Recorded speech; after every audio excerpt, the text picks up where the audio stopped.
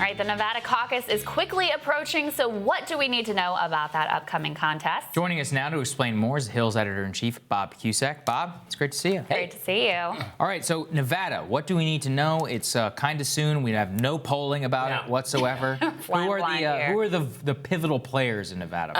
You have to think that the favorite is Bernie Sanders, just because we haven't had polling, public polling, since Iowa or New Hampshire. So those polls beforehand are really meaningless. But those polls did show it was Bernie Sanders and Biden.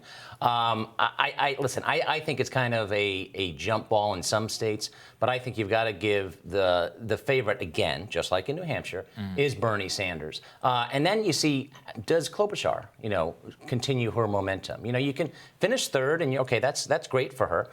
And really soundly defeating Warren in New Hampshire was a big win. Big win. But you gotta make some inroads. You gotta go up in the top two. You gotta win a state. Right. Fifth and third is not going to ultimately get it done, much as there was a lot of media buzz around that, and rightfully so. A very surprising finish, especially ahead of Warren and Biden, as you said. Talk to us about the election technology they'll be using, because originally Nevada, apparently, I just saw this reporting, had recommended the Shadow app to Iowa. Great job, guys. Thanks for that. Wonder if there's a little bit of sabotage there. No, we're not going to use it. Now they're saying they're not going to use it, but there's we're going to use a calculator or I can't remember what they called it. They intentionally used a word that wasn't app for what they're going to use to be able to calculate the votes. What do we know? Well, I'm no tech expert, and I know a little bit about it, but not too much. The bottom line is that in some ways this was what happened in Iowa was good for the rest of the states because they know they have to get their stuff in order. As a wake-up call. Otherwise, it's an embarrassment, and you can lose your status as in the first 3 or 4. Yeah. So that's big. I also think Warren. You have to watch for Warren because she had such a disappointing start to this campaign. Can she rebound? She's got to get some momentum.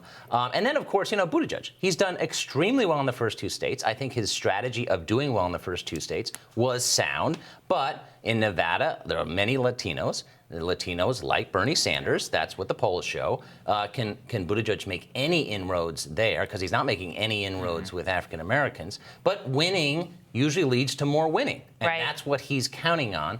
And certainly that's what, others like Klobuchar, she's hoping that her momentum. Thirding will lead to seconding. The problem is she has no organization in the state whatsoever in Nevada. Warren actually has a decent one, but because she hasn't had a decent showing, doesn't seem like there's going to be much. One of the things is, Bob, what's interesting about Nevada is that early voting has actually been going on now for quite some time in Nevada. And not just in Nevada, all across Super Tuesday.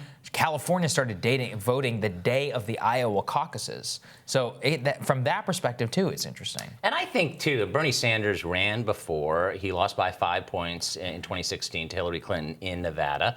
I think that experience helps. People know who he is. Yeah. And I bet in that early voting, that's also helping Bernie Sanders. Yeah. So if Bernie can win Nevada, that's 2 out of 3, with Iowa being so close. Basically a tie. Yeah, it's basically a tie. And then South Carolina. And I think South Carolina is going to be more of a jump ball because I think, listen, Tom Steyer's doing well there. But a lot of it will depend on what happens in Nevada and that momentum moving forward.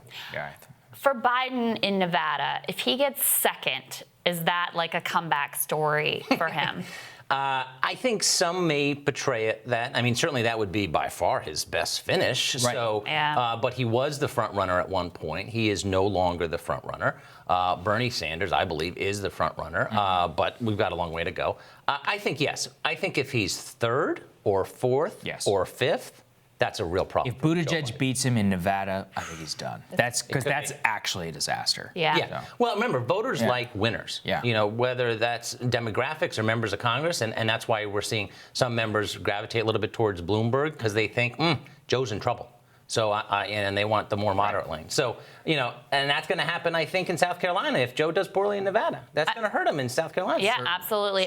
His whole thing is based on electability. So if you're not winning elections, it's hard to make that argument that you're the electable one. Yeah. I thought it was very telling. The culinary union, so powerful in the state, very tightly connected to Harry Reid, decided not to endorse, which is good for Bernie because he was never going to get their endorsement anyway. No. They've sort of come after him though, and to me, it's sort of symbolic of the way this whole race. There's plenty of people who want to take Bernie down, Sure. but no one is coalescing around like this is the one anti-Bernie alternative. Right. And the more candidates that stick around in that moderate lane, it helps Bernie Sanders. Yes. I mean, Klobuchar, Buttigieg, Biden, Bloomberg, they're all vying for roughly the same voters. So that I do think helps Bernie Sanders, and so he wants these people sticking around. He doesn't want them dropping out. He wants Biden and Bloomberg to go at one another, and Buttigieg too. Yeah. It's just so funny because we haven't had any polls since early January, so we really have like no idea the way that things have changed there. It's just like all guesswork based on what we're seeing nationally, et cetera. All right. Bob, thank you for helping us Thank sort you, it Bob. out. Thanks, guys. And we'll have more Rising for you after this.